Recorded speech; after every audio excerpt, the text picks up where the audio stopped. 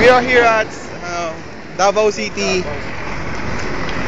It's 8:45 na. Ito yung mga barkong yan. Yan ang sinakyan namin.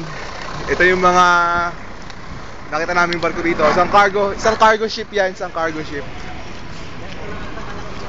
Diba? Recently nanggaling kami sa Iloilo. Kaso hindi ko nakuha ng video yung kasi lobat ako.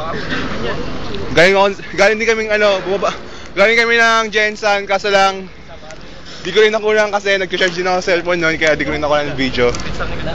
Kung makita nyo to, isang cargo ship. Isang cargo ship yan. Ano yung video? Video mo naman kami, para sa YouTube. Cargo ship yan. Ito, pumunta kami Davao City. Yung mga tropa ko. Dito. Alipio yan, si Alipio. Mga tropa ko.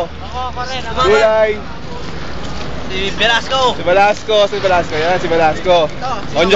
Onyok Velasco. Lupang. Panag. Ngayon, punta palabas kami ng puerto. Ano yan sa YouTube? Ano na lang.